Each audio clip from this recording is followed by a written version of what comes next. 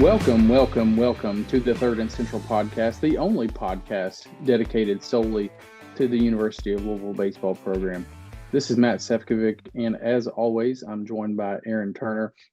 Aaron, we're kind of getting to the part of the season that most talk about being the dog days of summer because we are, it's just baseball season at this point in time. Basketball's kind of wrapped up. NBA is getting to the end of its season, and now we're left with baseball. America's sport that a lot of people don't like because it takes too long to play and all that good stuff, which is, you and I both know, is hogwash because we could sit out on a diamond and watch baseball all day long. But we're here. It's the time of the year that it's for us baseball guys to enjoy, and that's all we're going to see on our TV for the next couple of weeks, which in my eyes, it doesn't get any better than that. And Louisville had a really good weekend, a sweep of Notre Dame. But before we hop into all that, how's everything going out your way since you won a district championship, my man? Could not be any better. High school team's still rolling. Summer ball's starting to pick up. Just crazy busy time for me. Love baseball season, and that's it's pretty much all I do right now. Just a lot of baseball. So could not be any happier to be in the thick of it and to be on here talking some Louisville ball tonight. And now when you get to go to the baseball field and either help run a tournament or coach a team, whatever you're doing for that week or that day. And then you get to go home and you get to watch baseball because it's going to be on your television from sun up to sundown, basically. So I know this is the part of the year that you love like I do. So we're going to embrace it while it's here and just keep cheering Louisville on as much as we can, hopefully into the postseason and beyond. I'm super excited to see our draw for the ACC tournament. I think it should got really well for us. I'm excited to break it down. Sure, and we're going to jump into all that here in just a little bit. And then we're going to have Micah from Fifth Quarter ACC and College Baseball Central. He writes for both of them or has a podcast for them. And I'm telling you right now, there's not anybody that I know that knows ACC baseball more than Micah. If you're not following the Fifth Quarter ACC account, he runs it, or some of his personal stuff. I'm telling you right now, we know about Louisville baseball, but that guy knows ACC baseball, every single program. And what he did this year, the tour he went on of all the ballparks, is really impressive. That's something we're certainly going to ask him about here in a little bit when he joins us. So stay tuned and stay around for Micah because I think he's going to shed some light on his trip that he took this year and his time here in Louisville. So looking forward to having Micah on, but let's go ahead and talk about the Notre Dame series. Like we mentioned, we swept Notre Dame over the weekend. That gets Louisville to 32-22 with a 16-14 record in conference play. Finished fourth in the division and seventh overall, earning the 7th seed in the ACC tournament, which is a big jump because last time we talked, Louisville was, I believe, the 10 seed. So to jump up that many spots in just one weekend was super impressive. Right now, before the conference tournament starts, Louisville sits at 52 in the RPI and 33 in the strength of schedule. That RPI is the only thing right now that is holding this team back from being an absolute lock to get in the tournament. We'll talk about that a little bit here down the road. But one thing I do want to share is a stat that I came across about the number of wins from teams, regular season ACC wins for teams since Louisville joined the conference. So if teams win 13 regular season games in conference, they've made the NCAA tournament 4 out of 12 times. Again, this is since 2015, since Louisville joined. If they won 14 games, they've made the tournament 3 of 7 times. 15 wins, 8 of 9. Notre Dame missed last season. That's the only team that won 15 games. And then if you win 16 games, which is what Louisville did this season in the regular season in ACC play, they've made the tournament 8 out of 10 times. The only 2 that have missed were Miami in 2017 and 2018. So I think that's something that's positive going our way, is that teams that win, 15 or more games, so 15 or 16, they've made the tournament 16 out of 19 times. So that's positive, but Louisville has to take care of business in the ACC tournament. I think if they go up there and lose 2 games, I think they're going to be sweating a little bit come Selection Monday. But as of right now, we got 2 games to play against Miami and Clemson, which we will dive into here in just a little bit. But what are your just overall thoughts of, the resume at this time after sweeping Notre Dame over the weekend? It's very, very interesting to see how I think you and I, we record on a weekly basis and how the attitudes change week over week. Last week we're talking about, coming off of you get swept by North Carolina and all of a sudden you're feeling really down about the season and think, we're on the outside looking in now. And now here we are, not even a week later, coming off of a big home sweep against Notre Dame to finish off the year. And you're like, okay, now we're back in the thick of it. So you have to be feeling good about where we're at right now, the way that we're trending, but not comfortable because there's still work to be done. I think that the performance, the ACC tournament can really make or break us. And that's never a spot that I would like to be, is having to rely on tournament performance, but that's just kind of the spot that we've put ourselves in right now. But just compared to where we were last at this time last week, and even so, a few weeks ago, we've had similar discussions. You have to be feeling pretty good about where this team is at the moment. No, I think you're spot on. Last week we were obviously down about this team, and it wasn't that they got swept by North Carolina. That's one of the better teams, not only in the conference but in the entire country. But it was just how they just looked uninterested. They didn't play good baseball for three straight games, and then when they bounced back and played the way they did against Notre Dame, I think we recognize that, right? And one term that we've used pretty much all season long is cautiously optimistic. And I think that's kind of still where I stand. I don't love our resume, but I think with the amount of conference wins that we have in this ACC, I think it would be tough to leave this team out. That being said, I don't think we can go 0-2 in the ACC tournament this week in Charlotte. So let's go ahead and recap a little bit of Notre Dame, and then we'll get back to the tournament a little bit more. As you all know, it was a big sweep. Won the doubleheader on Thursday, so the series got moved up a little bit. Like we talked about last week, there was a doubleheader that took place on Thursday, followed by the finale on Friday due to some weather that was coming in. They won the doubleheader on the first game on Thursday, 5-3. That game was won by a walk-off by Gavin Keelan. He had a two-run home run in the bottom of the ninth to win the game 5-3. Second game, they won a little bit more convincingly, 5-1. And then on Friday evening was pretty dominant, 16-4 win in the finale to take the sweep over the Fighting Irish. I think the biggest bright side, obviously, if you watched any of the game, was what Eddie King Jr. did. I mean, the guy just put on an absolute show this weekend. And if you listened to us before, you know that my man Aaron, that's his dude. And Eddie King went off for 5 home runs, 8 RBIs over the weekend. Just absolutely unconscious over the series against the Irish. Hit 9 home runs as a team, so he hit 5. Keelan hit the walk-off. The team was just completely different night and day from what we saw against North Carolina last weekend. But I think the most important thing to me, yes, they scored runs, they hit a lot of home runs. The most important thing to me was the pitching was much improved from North Carolina to Notre Dame. And sure, I've had people reach out to me and say, hey, was this a byproduct of the competition, or did our pitching just get that much better in a week? I think it's a little bit of both. I think when you look at Notre Dame's record, they didn't make the ACC tournament due to partially to the sweep this weekend, but their record is a little deceiving. They were 7-2 in their previous 9 ACC games coming into the weekend, and that included a series win over Wake Forest, where they scored 22 runs in the 3 games. They scored 36 against Boston College and 34 against Pitt, and they just scored 10 against Louisville. So, I mean, the pitching staff was vastly improved from a weekend before. Colton Hartman tossed 5 innings in the finale on Friday night with a career best 7 innings. So he was kind of back to what we saw him a few weeks ago in Boston College.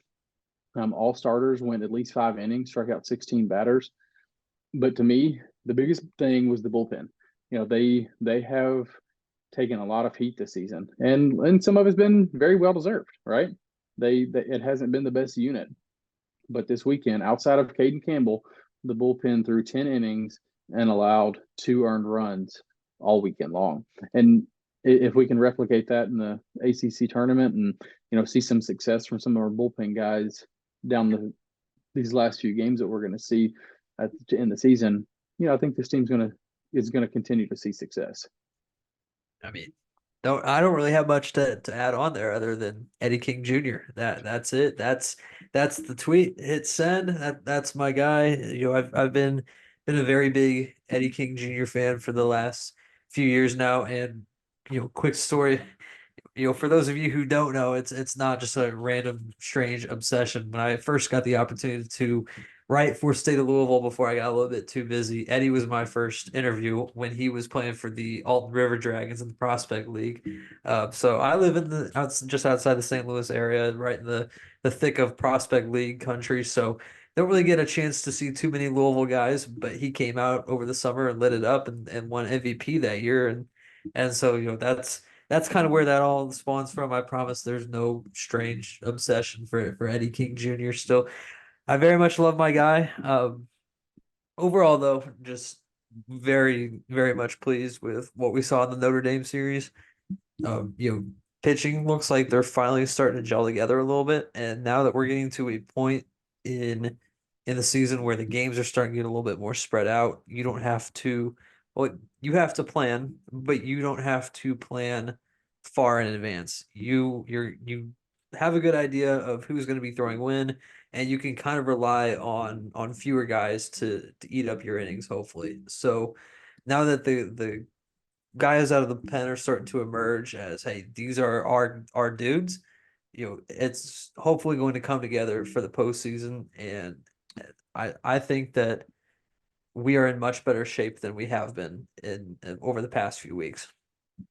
And I think one thing that's going to be important is the way Louisville's ACC tournament schedule has fallen, which we'll talk about in a few minutes. There's going to be a break and when we play on Tuesday and then again on Friday. So Louisville's got a couple days of rest. So they're going to be able to use pitchers multiple times if they need to, which I think is going to be massive. So having a couple days rest, having the ability to throw your best pitchers every time out is going to be huge.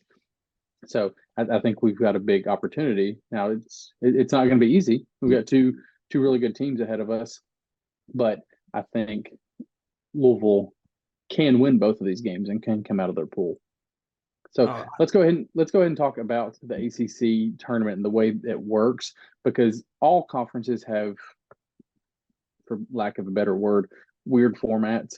If you look at the SEC, it starts as a single elimination tournament, and then it goes double elimination, and then it goes back to single elimination. If you look at the bracket, you need a PhD and to be able to read how the teams flow and how the bracket works. Good luck if you want to go see who your team plays next if you're in the SEC. ACC is a little bit more cut and dry, but it's basically there's 12 teams. They're set up into 4 pools, so 3 teams per pool. They play on Tuesday, Wednesday, Thursday, Friday. There's 3 games each day. The first game's at 11, second game is at 3, and the third game is at 7 each day, Tuesday through Friday. And then the semifinals are on Saturday at 1 and 5. And then the finals are on Sunday at noon. So every single game is on the ACC network until you get to the championship game on Sunday at noon, which is on ESPN2. So if Louisville makes it that far, it'll be on ESPN2. But if not, everything's on ACC network. So you'll be able to access that. So Louisville schedule, they play Miami Tuesday morning at 11 a.m. The dreaded first game of the tournament in the morning on a Tuesday that no one wants to play, but that's the card they drew, and that's when they got to play. So Tuesday morning at 11 a.m. Louisville's going to play Miami, and like I said, they've got Wednesday and Thursday off. They don't play Clemson until Friday at 3. So as far as how the format works, it's a little wonky. The top seeded team in each pool, if they win one game, they automatically win the bracket or the pool. So all Clemson has to do is win one of the games, and they'll advance. So Louisville has to win both games in order to advance. So hopefully that's what we're going to be talking about next weekend. But I think one win probably gets his team into the NCAA tournament.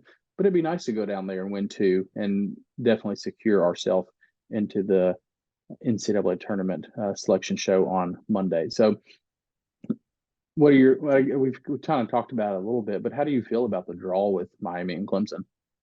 I very much am a fan of this draw. I like the two teams that we get to see. We saw both of them in a 3-game set earlier in the season. I think the biggest question for Miami is what team are you getting from them? They really don't have much to play for. They're not making the tournament this year unless they make an incredible run in the conference tournament and end up taking it all.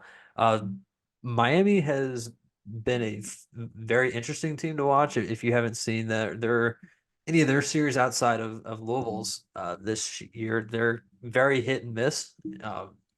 Sometimes that offense will explode. Other times, starting pitchers get no run support.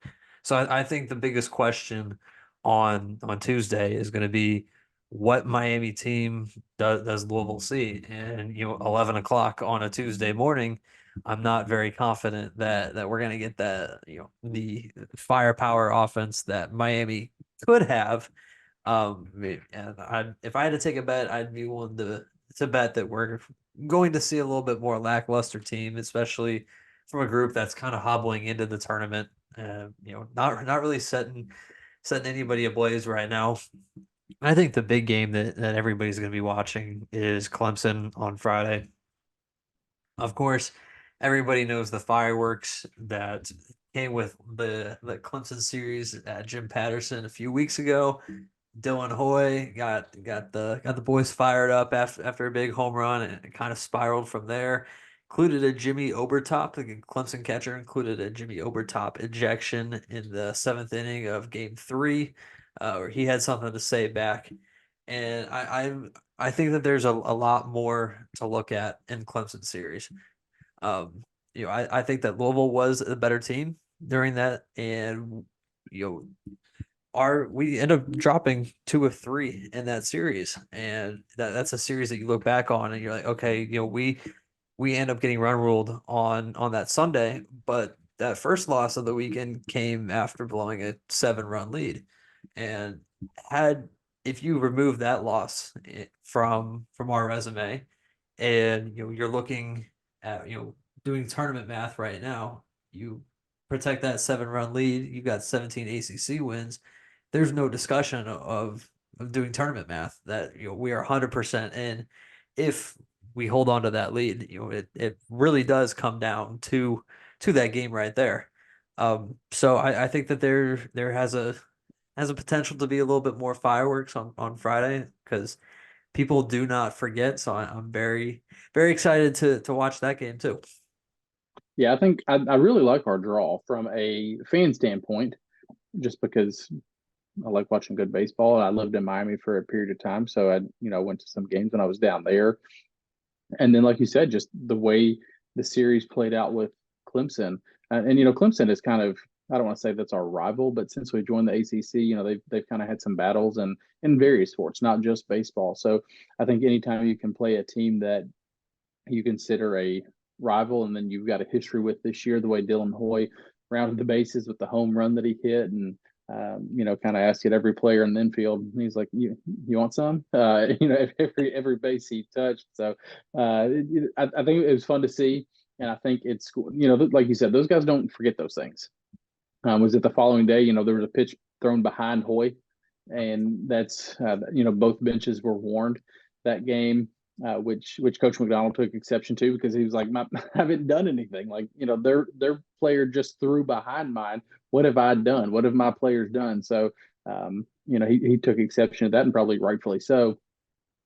But that's a game that we've talked about a couple times on this podcast since that series, just because you're spot on. If Louisville wins that game on that Friday night against Clemson, we're probably having a completely different conversation right now. This team is a lock for the tournament. I don't think we have to do near as much in Charlotte this week if that was a win, because if you got a series win over, a top 5 team in the country, that the outlook on your season is much different. But that being said, I I personally think Louisville is going to go down to Charlotte and win this pool. I think Louisville's hungry right now. I think they're playing really well. They've got a lot of confidence. The pitching this weekend was as good as I've seen them throw in a long time. I just think we're going to go down there and we're going to win this series and punch our ticket to the NCAA tournament. I really do think that's going to happen. And after last week, the conversation we had, it was obviously much different. But I love these matchups, and I don't think it could have been much better for us. That being said, I think we're probably going to see the ace from both teams. So not only is the pitching going to have to show up, I think offensively we're going to have to score some runs. Yeah, I mean, when you see an ace from another team, you got to think about how has Dan McDonald got it done in the past. Dan McDonald has a very self-branded style of baseball, a lot of small ball, and then he'll follow it up with guys who can come and hit long home runs. This team does not have a ton of pop guys who can come in and are going to kill you with the long ball, and so we're definitely going to have to revert back to that style of Dan McDonald baseball of small ball, moving guys over, stolen bases, bunting, things like that. I think are going to be what wins this pool, at least, maybe even making a run deeper into the tournament over the weekend. But I also love how the pitching is set up for us too. Pound for pound, I don't think that they're, you say what you want about the struggles for Gongora, but I will take Gongora and Webster as a 1-2 punch any day of the week. And then you throw Forbes and Biven on the back end of that, we're good. Let's roll. Let's do it. No, I think the schedule is going to be our saving grace this week. Not that we couldn't do it if it was a typical, we played 2 days in a row, but I think having 2 days of rest in between our games, letting the guys get fresh legs under them, letting our pitchers, have their regular scheduled days off and things like that. I really like the way this sets up for Louisville. And if I was Clemson, that's something I would kind of be worried about, right? Like when you're playing a team that's going to have 2 days of rest before you play them, I think that plays well for us. And I think Louisville goes down there and I think they win Pool B to advance to the semifinals on Saturday. For sure. I really, really do love how the schedule's drawn up too. Get an extra day of rest after the Notre Dame series as well by not playing on Saturday. So I think that we're in a great spot. This is, I think, as good of a situation as we could be in right now. And historically speaking, and we've talked about this at length before, Louisville hasn't played well in conference tournaments. And typically they don't have to, right? Like normally we're a lock for a national seed or a top 16 seed, and we know we're in the tournament. We know, where we're going to be. So it's not something we have a lot of pressure on us. But I think this year there's a sense of urgency that we typically don't feel. And I think you can feel it throughout the program. Everybody that I talked to, I think the coaching staff is putting a greater emphasis on this. I think the players feel that. So I think they're going to come out and play a cleaner version of Louisville baseball and advance to the semifinals. So that's my lock of the week. Louisville going to the semifinals. You heard it here. That you got the Matt Sefcovic lock right here. All right, so let's turn things over and give us a little pro ball update. I know we just talked not too long ago because we had a show just before the Notre Dame game. So anything going on your front in pro ball that we need to talk about? A couple of pretty big things have happened over the last week or so.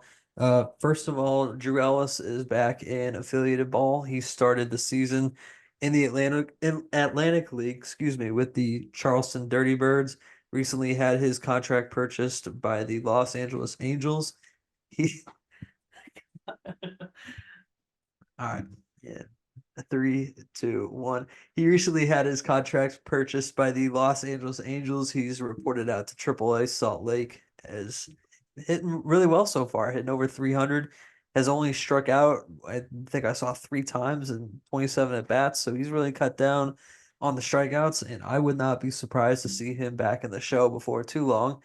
And speaking of guys who are back in the show, Matt Cook recently had his contract purchased by the Colorado Rockies. That's where he was last season as well. So super excited to have another pro card get back to the big leagues. That's exactly where he belongs. He's a really good bullpen piece for the Rockies and got it done for them last year. So I'm super excited to see Matt get another opportunity with Colorado. As always, Aaron, I appreciate the Cards and the Pros update. We know where to go to find our guy to talk about that. You are the one and only. So appreciate everything you do on that front and putting this stuff together. So now that you've heard from Aaron and I talk about this Louisville team, kind of where we are, ACC tournament and format, how all that's going to work, we promised earlier we are going to bring in Micah from Fifth Quarter ACC and College Baseball Central. So let's go ahead and bring Micah in and get an insider or outsider's opinion on this Louisville team.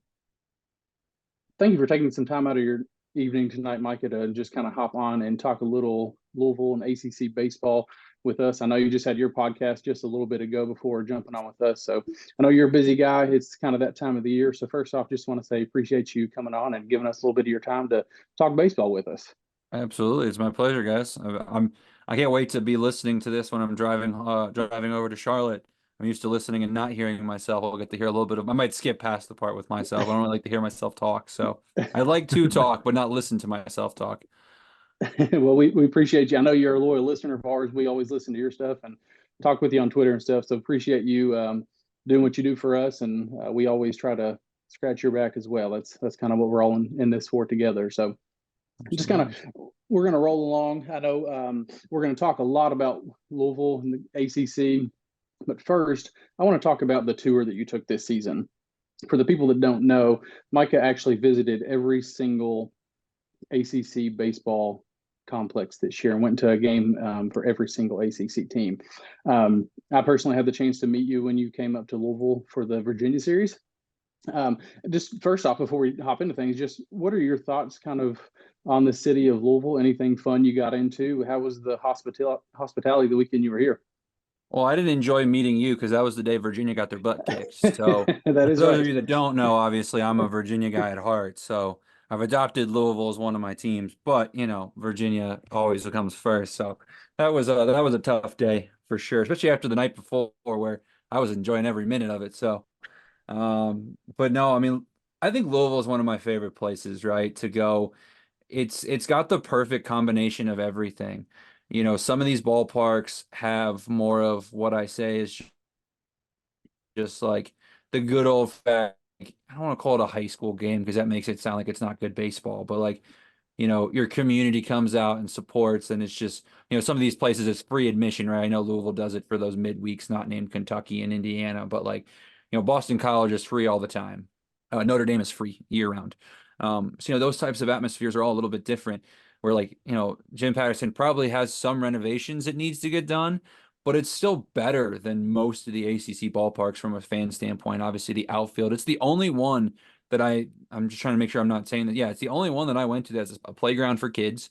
So obviously, if you have kids, that's a huge thing, right? That's always a nice touch. The outfield seating in general is really cool. I like that they allow the bus folks to pull up and watch the games from out there in their RVs and tailgate and have a good time. That was awesome going out there and meeting those guys. But there's not a bad sight line, right? I love the home plate seats where you're kind of almost not beneath the action, but you're right there, even behind home plate. I wish I knew the gentleman's name that sits behind home plate every game and does the chants and has his, I don't know if it's his kids or what exactly it is, but every time I watch a Louisville game, he's there, and he was obviously there through first pitch to end of the game when I was there for all three of the Virginia series. Um, the fans are unmatched. I obviously wish it was a little bit more full on some of these weekends, but I also understand too, like things haven't been going as what they were a few years ago. So I'm sure there's some folks that are a little fed up. I mean, the only complaint I really have is uh, the neighborhood can be a little interesting at night, but other than that, I think Jim Pat, like I was telling some of the guys on our show about going through, and I don't know if I want to rank them because that can really create headaches because 7 and 8 could also be like there could be a big difference between 8 and 9, but you don't realize it unless I create those types of tier lists where, I would say that Jim Patterson, again, I'm a little biased, but there's just something about it too, having Cardinal Stadium behind in the outfield, the trains that run by. So my favorite memory I've seen this year was when I think it was Henry Ford hit a home run to right center field, or no, sorry, left center field. And as the ball is landing, a train's coming across, and the horn went off. And I thought it was the hilarious thing because obviously normally you hear a horn for a home team home run, but obviously that was just a perfect timing scenario. But you know, honestly, I think for Louisville, the biggest thing they need to do is probably player related, like the Hack Shack. I finally got to see that before I left on Sunday. That not the nicest one I've seen this year, that's for sure. Not even the nicest one within a 5-hour radius or on that same trip. I went to Purdue a week or two later, and Purdue had a little bit nicer setup than Louisville did, which again, hopefully comes with time. I say that's one thing that we preach on the podcast quite a bit. Coach McDonald's talked about it quite a bit. Is just facility upgrades, and they're doing better. That We've got locker some room's new. insane. I got to see the locker room. Oh my goodness. The That locker was room the is nicest impressive. locker room I've seen. I think the most amazing So, thing about talking to you is every time I've talked to you, you just rattle stuff off, and it's like about every team in the ACC. Like I know everything, not everything. I don't know everything. I know a lot of things about Louisville and their program, but like if I ever need to know anything about another program, let's ask Micah, because you can just rattle everything off, and it's just super impressive to me. So kudos to you for the time that you invest into this stuff. Appreciate that, man. I wish my interest in my brain capacity would go to like, computer science or something that make me a couple $1 million, but we'll take what we can get, I guess, right? So I know that you said you didn't want to rank them, so we'll keep a ranking out of it for now. But in the grand scheme of things, when you're thinking about comparisons to the rest of the ACC, as fan engagement, facilities, concessions, even. I don't know if you had a chance to have the hot dog of the week while you Mhm. were in town or take advantage of any of the food trucks. Um, but how do those type of things compare with the rest of the ACC as well? Yeah, I mean, I can make it very clear this is a top half of the ACC ballpark, and that I will gladly say without a doubt. Like, because you can nitpick. Like, I personally like Jim Patterson Stadium better than the Bosch, which is North Carolina, but I also hear why North Carolina is a little bit better because of the intimate feel. They have a grander entrance. They have a Hall of Fame that's free to the public, which is really cool. Like, you can hold bats from like College World Series teams. You have signed memorabilia from all their top draft picks. Like it's a really cool experience that nowhere else offers, right? So there's a lot of different things. And like, my favorite thing is obviously like the Clemson Louisville beef with, Louisville playing the, we like to party for every run, and then Clemson's now made it their ball thing. Like, so those types of traditions are always really fun. I think the marketing team at Louisville does really, really well. I think some of it might be cheating. And when I say cheating, it's just because of how good Adidas is to Louisville. But Mhm. no place in the country gave away free, Adidas shirts. And they did Adidas bucket hats this weekend, I heard. Like, that's unheard of. Like, even at the Power Five, when Virginia gives away something, it ain't Nike. It's your port company, or port authority, whatever it might be, like, your Gildan t-shirts. So it's definitely top notch there. The food was, I mean, it was pretty much on par with the rest of the ACC. I wouldn't say it was anything special. I do like the food trucks. But I mean, overall, I mean, I think again, it's from a fan experience standpoint, it's one of the best. I mean, the fact that there's parking right outside the ballpark, there's not too many places that are like that. Like again, I said North Carolina, for example, you have to pay to park, or Virginia, you don't have to pay to park, but it's a little bit further of a walk than it is from, for Louisville or Clemson, kind of a similar setup. It's there's a lot of intimacy. And again, you see the history, right? Like I love the outfield wall having every single great player. It's a little distracting sometimes, but just seeing all the history that is, Louisville baseball. I wish Louisville Slugger was a little bit more involved personally, besides just the bats outside. But again, that's just nitpicking. But I mean, it really is one of my favorite. I mean, I think I can comfortably say too, it's top five for me. Now, again, I can hear everyone has their own opinions, right? But I've always enjoyed my times when I go up there. I guess, like I said before we got on, I'd come back, next year. I don't want to do all 14 again next year, but I would say that Louisville's one that I would like to come back to. And I think that's super refreshing for us to hear because, as fans of the program, because that's what we are, all we hear is how we need to upgrade this and upgrade that. So to have somebody that's traveled around to every single one of the ballparks within our conference and give that kind of feedback and kudos to the team and marketing team and the departments and the facilities. It's just kind of refreshing to hear that from our standpoint. One thing that did perk my interest that you talked about, I think you said it was North Carolina that has the Hall of Fame where you can like hold bats and things. From a memorabilia junkie that Aaron and I both are, just having the ability to see that, the things that are autographed and hold bats that were used in College World Series. I think that just the fan interaction and engagement, I think that would draw, kids' interest to come into the ballpark. So I think that's a really cool touch. I'd love to see Louisville incorporate something like that. I think that's really neat. Yeah, and I like that, like at Louisville, there's you're able to, one thing that I noticed, was the kids being able to be right up against the bullpens for both teams Mm-hmm. and get to see future young, like these kids can look up to these athletes. Or, Louisville's one of, I think, 3 or 4 ballparks in the entire conference that you can even get a view from the outfield. A lot of these stadiums don't go all, I mean, granted, it doesn't go 360 at Louisville, but it goes more than 180, which I think is a nice touch too, because, as someone that's traveling around, like I like to get pictures from every single angle possible. Like it's nice to be able to catch a little bit of the game from the center fielder's perspective, from the, from the home plate perspective, from the third base side, from the first base side. So like I said, I mean, it's probably not fair, right? Your rival SEC school just built a brand new ballpark, so you're going to compare to that.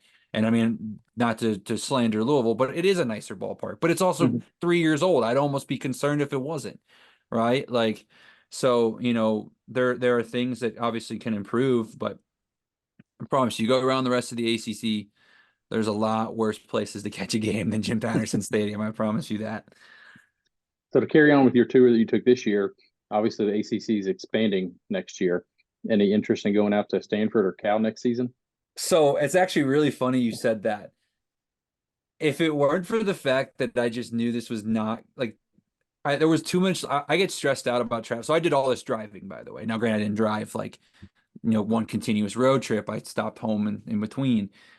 I can kind of control the driving, right? You can wake up a little bit early. You can, I mean, obviously car things can happen, but I rent cars for most of these trips because I state employee discount, all that good stuff. So, I was tempted though.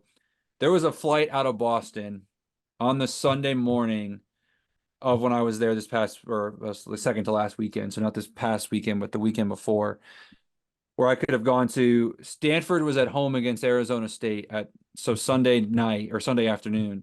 I would have caught that game. And then for whatever reason, these Pac-12 teams do these midweeks on Mondays, like with their local teams. So Stanford was actually at Cal on Monday night. So I almost went and knocked both of those out, but it was going to be like $1,000 trip for a stressful 48 hours. And I was like, if I'm going to go out there, I'd rather go out there and enjoy it. I'm supposed to go out to the Oakland Coliseum this year before it goes bye-bye. So I'm hoping that I'll just not go for a game, obviously, but at least go check it out. And I'm going to try to see if I can get like a tour of some of the facilities. So at least, not that I don't have to go see them, but for a game at some point, but at least I can kind of get sights on them because I did think about it though, but I do want to go out there at some point if I don't get out there because you got to get them all. And then when SMU adds baseball, I'll be there too.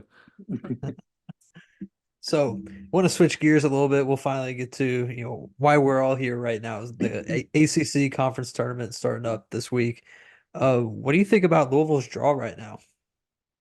So obviously our show is not out. If you watched it live, you'll know that I actually picked Louisville to win the pool. I really like the draw. I'm sure you guys may have saw. I tweeted on either Sunday morning or Saturday night from the Fifth Quarter ACC page we have, asking Louisville fans which pool draw did you want? Did you want Clemson and Miami, or did you want North Carolina and Pitt / Notre Dame, depending on obviously who that ended up being Pitt. And a lot of people were in agreement with me. It was actually a debate. Shout out to our assistant volleyball coach at ETSU. She's from Louisville, bleeds Louisville baseball. Her dad played there.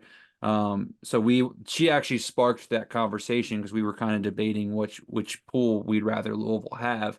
So shout out to you, Emily. But, you know, I really like the draw. I think Miami has been limping to the finish line this season. I think that they're just ready to, I think JD Arteaga on that program. I mean, obviously, if they win the ACC tournament, they're in, but they're not in any other way. So I think for them, they're kind of just focused on next year. Obviously, they have some guys. It does stink that Louisville's going to get Gage Zeal. That's obviously not exciting, but at the same, and then they're also probably going to get Aiden Kanak from Clemson, so you're going to get the two best pitchers from both sides. But I think between just Louisville not being was plus, Louisville took that series right against Miami and Coral Gables, mixed with just the drama that has been this Clemson Louisville series, on top of like, I mean, say what you want, Louisville should have won that series at Clemson, or excuse me, not at Clemson, but against Clemson. They were the better team for, I'd say, 60 to 70% of that series. And I said it on our podcast, I'm not sold on Clemson. I'm just, I think they're banged up. Like when they're healthy, they're the best team in this conference. But, not having CFO right now and just kind of sitting with question marks in the pitching staff, like the bullpen, we can say a lot about Louisville's bullpen being shaky. Clemson's been just as shaky. And I mean, there's not many lineups as deep as Louisville. I mean, the fact that, the bench, you can pull a guy that's hitting 350 and it's got over 70 plate appearances I mean, the fact that Zion Rose doesn't have to be in the lineup every single night and can come off the bench and do what he does, like, I think gives Louisville kind of an advantage. And plus, I really like the non-prime time slots for both of them because like Clemson fans on a Friday at 3 o'clock, I bet you a lot of them are just holding out hope that they can come down Saturday afternoon. So I don't know. I feel I had to pick an upset in a pool somewhere. I couldn't go complete chalk. And for some odd reason, I was drawn to Louisville kind of getting it done. I think that's interesting because Matt and I always talk about, you can throw out the numbers on Sebastian Gongora. They're not great, but he's still that dude. He has that ace type stuff.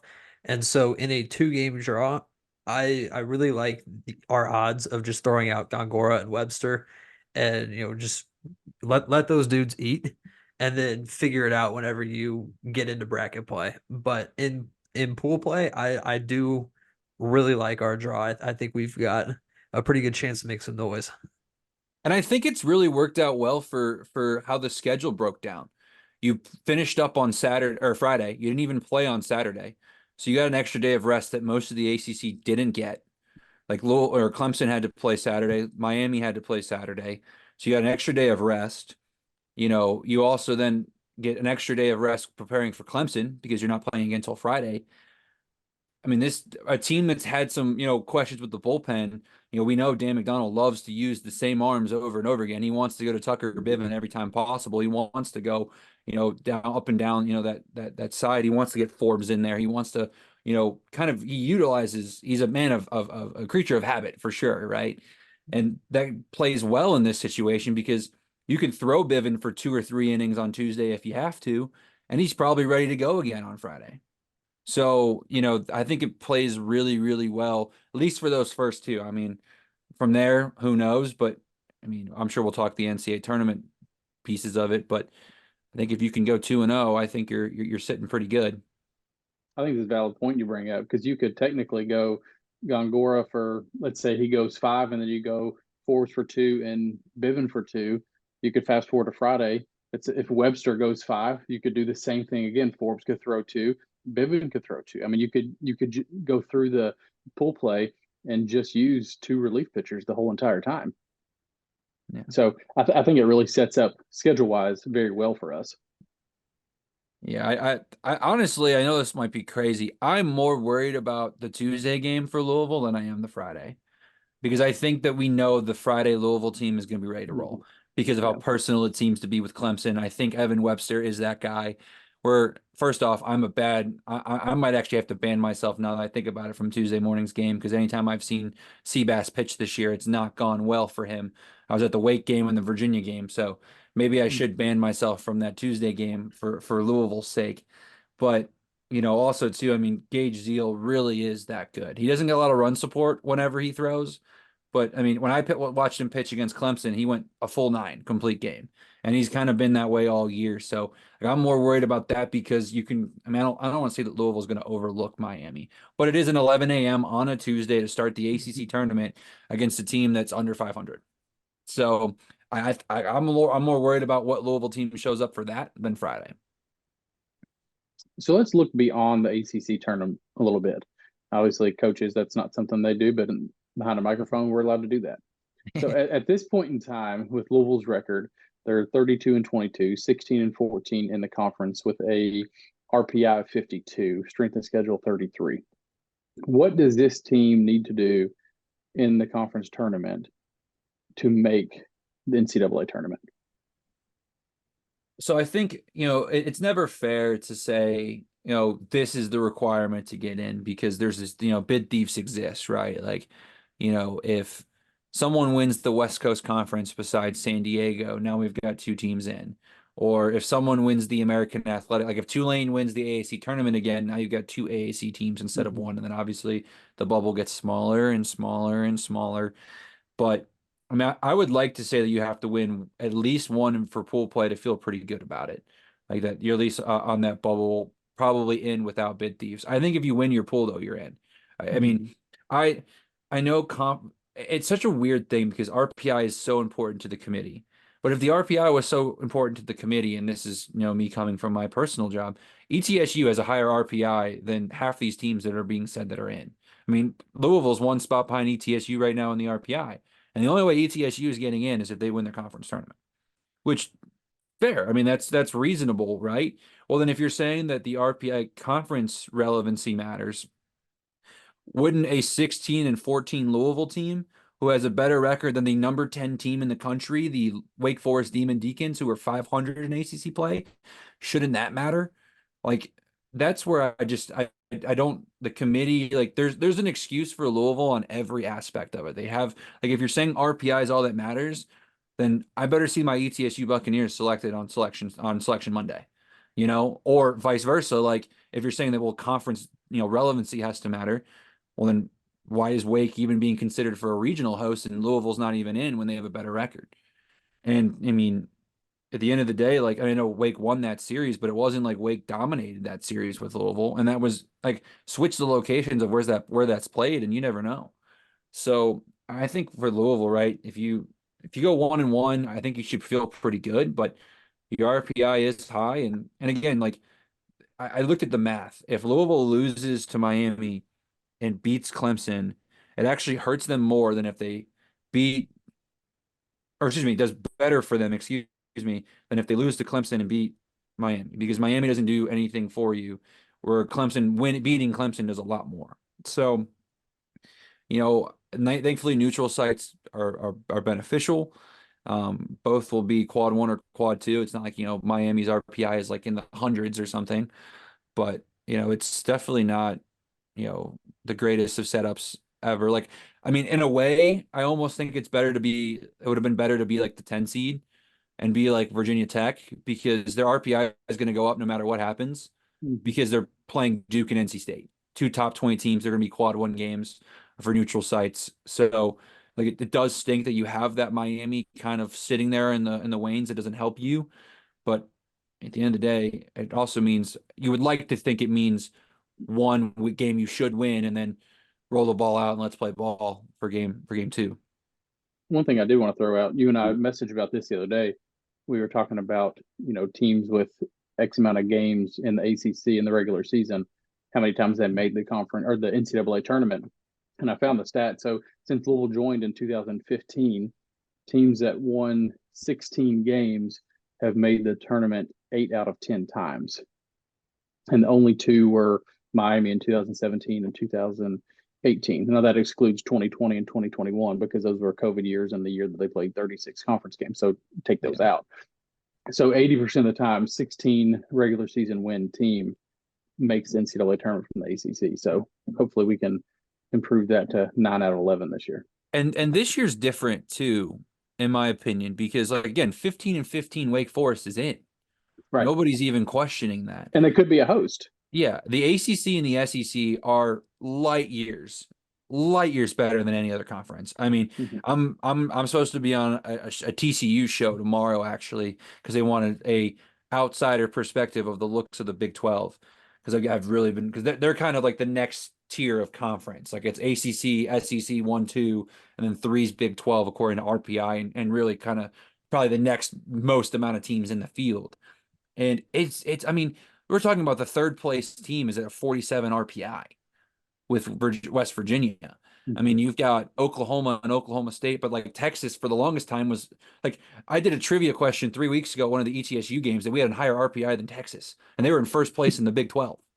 You know, there's some really like, it's not the normal, like the Pac-12 is awful this year. It's a 3-bid conference. Besides, again, someone wins the overall tournament, like a Utah or a Cal, but it's a 3-bid at-large spot max. You know, or 2, I guess, if you don't, you know, again, if Oregon State or Arizona wins the tournament. But, you know, so it's a lot different this year too, because I think there's going to be more teams in than there normally would be in this. Like the SEC has had, I think that the magic number is 12 for conference wins. There's going to be multiple teams with 11 conference wins that are either in or last, like, you know, first 4 out, which is so like, I mean, the play-in games for the SEC tournament have 5 teams with 11 wins in conference play. And at least 2 of those are going to be in the tournament. So again, if they're going to bend the rules for that, I'd like to think that, like, you know, again, for what the ACC is credited to be this season, I would like to think that, you know, Louisville will get the benefit of the doubt. Plus, I mean, as a Virginia fan, I'm not necessarily too bummed about this, but like with Virginia Tech falling off the face of the earth recently, I always thought the ACC was a max 9 bid league and it 8 pretty comfortably. And there's no reason why Louisville is not one of those 8. I mean, Georgia Tech probably makes that 9, and Georgia Tech and Louisville are neck and neck. But, you know, again, like conference record's going to have to matter a little bit there. So I think those are the 9 teams. And again, I mean, minus Virginia Tech going on a run in the ACC tournament, I think that's your 9 right there. I think they'd have a lot of explaining to do if they take 9 teams, but you don't take the team that finished 7th in the conference. I mean, how do you skip 7 and then take the 2 teams behind them? So, or like, you know, if they put Wake as a regional host, or like like the like what Boston College was last year, the best non-regional host, you're going to the 16 seed. They put Wake there, a team that finished behind Louisville and then leave Louisville out. Like, I think Louisville has enough going for it. Plus, like, they have weren't they the ones that swept NC State? I'm not mistaking this, right? Yeah. Like, they have arguably, like, I think I have NC State winning the ACC tournament. Spoiler alert here.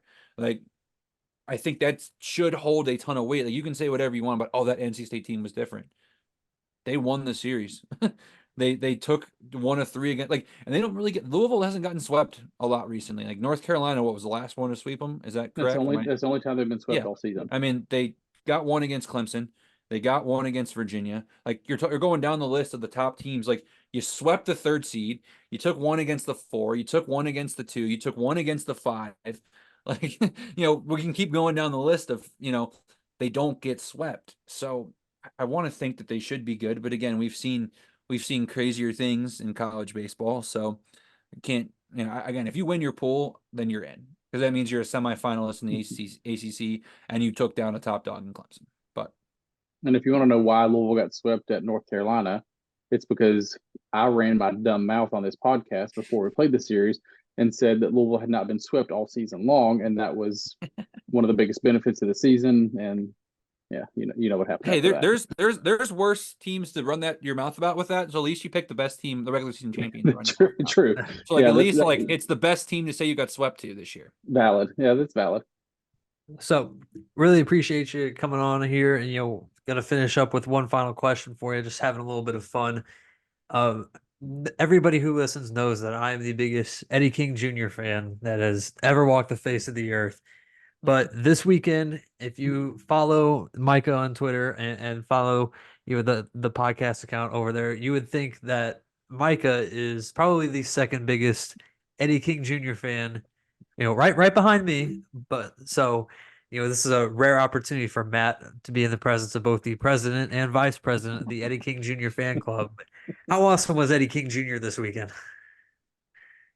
I mean, I'd let Eddie King date my daughter if I had one. Is that what you're wanting me to say? That No, is I exactly the right answer. mean, he was fantastic. I mean, I felt like every time I turned on, like I scrolled through Twitter because I didn't watch a lot of the first two games because again, just trying to balance everything with travel logistics and what I had going on. He was just so good. I mean, he is he's probably one of the most underrated players in this conference. He really is. And I think part of that falls on, again, he wasn't every day in the lineup to start the year.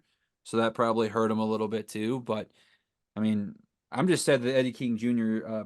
Week is almost over. We're only a couple hours away from hopefully it's a week from when it started on Thursday. So that way it carries over at least on Tuesday as well. Eddie King Um, Jr. week never ends.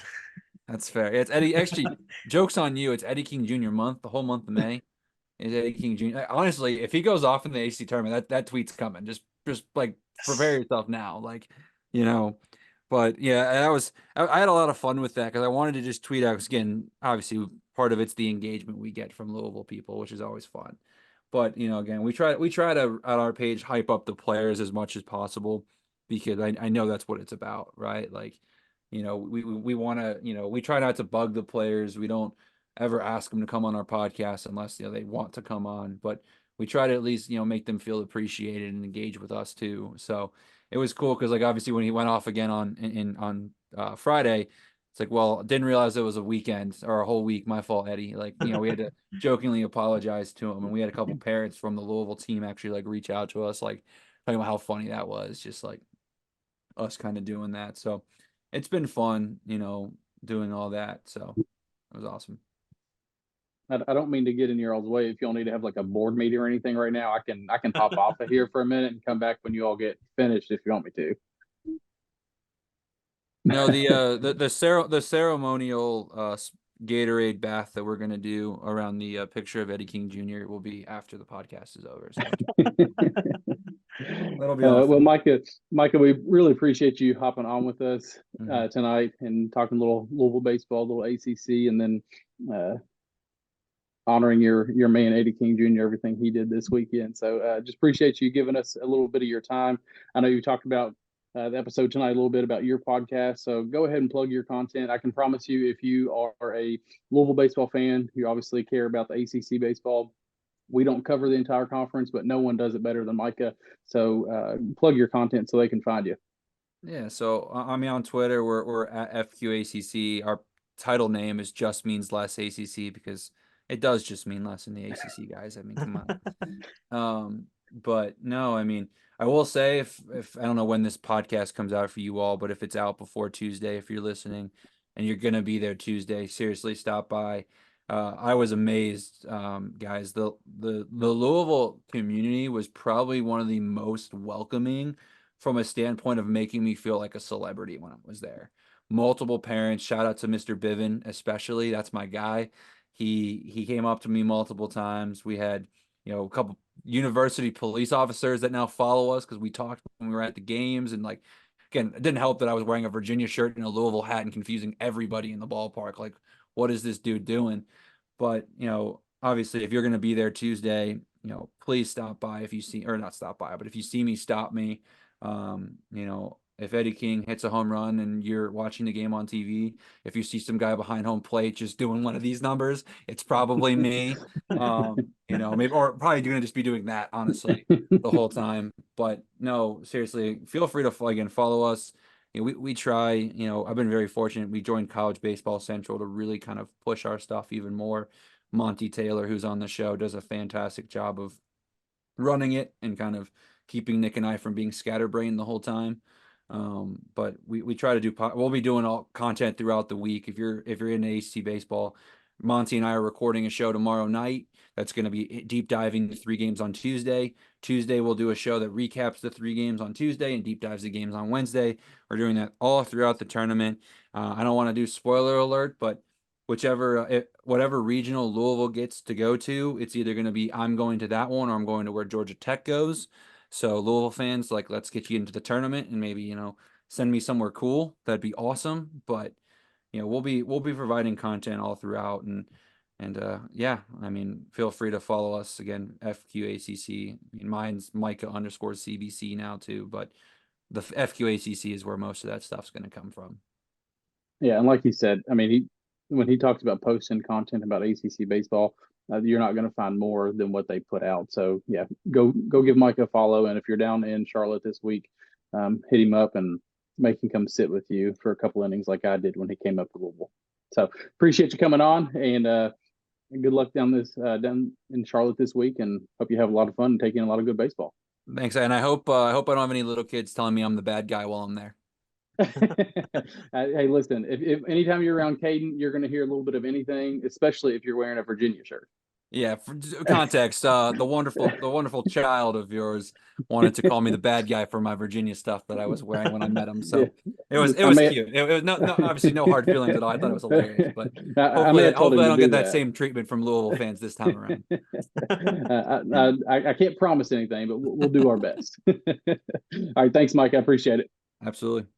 And once again, we just want to thank Micah for coming on here and spreading all of his knowledge about ACC baseball, Louisville baseball, and just college baseball in general. I mean, what he did this season and being able to travel around and see all the ballparks and all the universities and campuses in the conference, I think that's something that I think you and I, Aaron, can both say I'm jealous of. I wish I could do that. I think if I asked my wife, like, hey, I think I'm going to go around and tour every ACC team this year, she'd probably tell me I was crazy. So for him to be able to do that is just really cool. But go follow his stuff, Fifth Quarter ACC. He puts out a ton of content, not just about Louisville, but just about the conference in general. So I think you would really enjoy what he puts out. So speaking of plugging your site and your work, Aaron, go ahead and tell us where we can find your work. Yep. As usual, you can go follow the Louisville Baseball Alumni Report page on Twitter to keep up with all the cards and the pros. And you can find me on Card Chronicle or on Twitter at Matt Sefcovic. And of course, you can find our podcast on Twitter at Third Central Pod. And just closing out Louisville this week, Tuesday, 11 a.m. against Miami, Friday, 3 p.m. against Clemson in the ACC tournament. Both games are going to be televised on the ACC network, so make sure you tune in. And as always, in the words of Sean Moth, we will see you at the ballpark.